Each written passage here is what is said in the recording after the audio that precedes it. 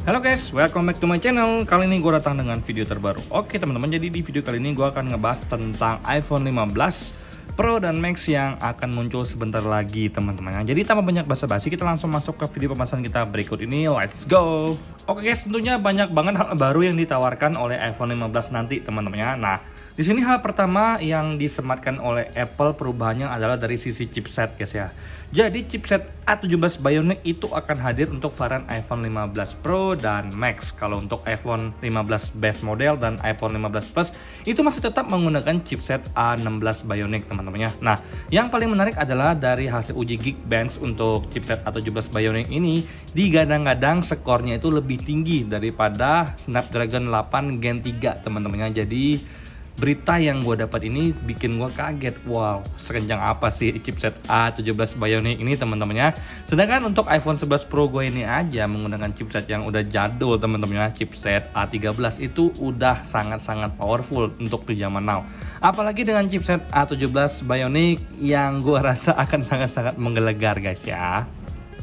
Oke guys, untuk perubahan yang kedua adalah redesign dari tombol mute ini teman-teman ya. Jadi tidak akan ada lagi saklar on off seperti ini, tapi akan diganti oleh Apple dengan menggunakan haptic touch teman-teman ya, seperti home button. Jadi untuk kedepannya nggak ada lagi kalian ke atasin ke bawah, udah nggak ada, kalian tinggal sentuh tekan sedikit seperti ini menggunakan sensor teman-teman ya.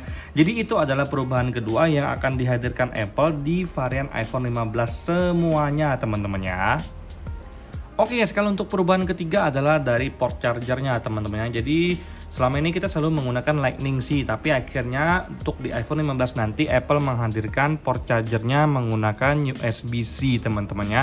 Ya walaupun zaman sekarang itu semua Android sudah menggunakan USB-C, Apple termasuk lambat tapi akhirnya muncul juga guys ya. Jadi kalau pengen ngecas itu ya gampang-gampang aja guys ya, karena semuanya sudah serempak menggunakan USB-C guys ya. Menurut gue ini adalah salah satu hal yang memang sudah harus terjadi teman-teman ya. Walaupun sedikit telat guys.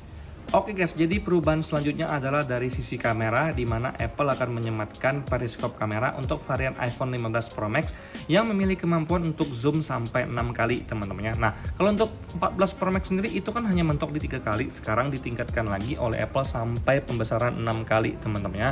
Dan gue dengar emang periskop kamera ini harganya lebih mahal, jadi itu berdampak juga dengan harga dari iPhone 15 Pro Max nanti yang katanya bakal lebih mahal dari sebelumnya teman-teman ya. Oke, selanjutnya adalah dari sisi bezel teman-teman. Jadi untuk varian 15 Pro dan Pro Max itu bezelnya akan lebih tipis dibandingkan dengan iPhone sebelumnya teman-teman ya. Jadi untuk iPhone 14 Pro Max sendiri dibandingkan dengan iPhone 15 Pro Max itu bocornya ternyata memperlihatkan bahwa iPhone 15 Pro dan Pro Max itu bezelnya sangat-sangat tipis, lebih tipis daripada iPhone 14 Pro dan Max teman-teman ya.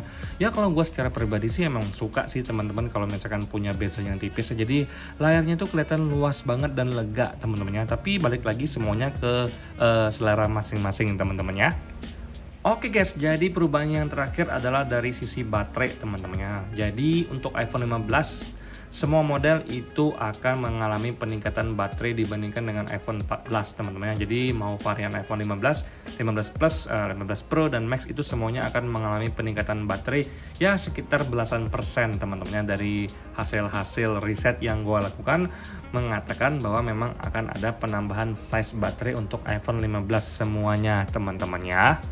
Oke teman-teman, jadi menurut kalian gimana guys? Kalau gue sih secara pribadi memang gue penasaran banget teman-teman ya.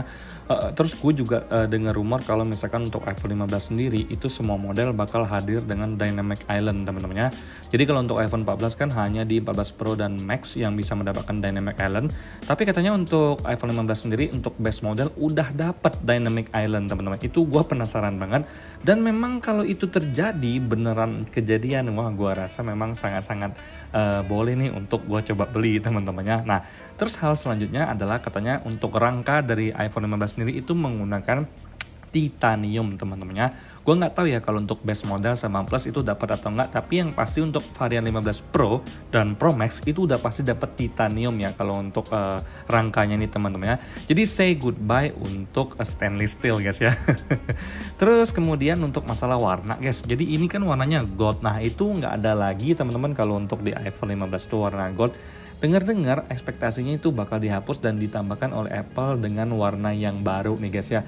Ya mungkin Apple sekarang lagi ngikutin perkembangan zamannya yang sering diminati apa. Jadi mungkin yang lama-lama dihilangkan, dikembalikan atau dimunculkan warna baru ya untuk refreshing teman-teman ya. Kalau gue sih ya lagi suka-sukanya warna hijau sih teman-teman. Oke guys, sekian video gue kali ini teman-temannya. Tapi sebelum itu gue pengen remind ke kalian, buat kalian yang decide pengen beli iPhone 15 Pro, Max atau Plus, kalian kudu nabung, harus saving money mulai sekarang karena untuk duitnya itu dibutuhkan lebih banyak untuk membeli iPhone 15 Pro karena harganya lebih mahal ya dibandingkan dengan iPhone 14 teman-teman ya. Jadi varian iPhone 15 semua model itu lebih mahal sekitar 150 sampai 200 dolar lah teman-temannya untuk semua variannya, selisih harganya dibandingkan dengan varian 14 sebelumnya. Dan menurut gue ini lumayan juga ya bedanya, 200 dolar 3 jutaan loh teman-teman.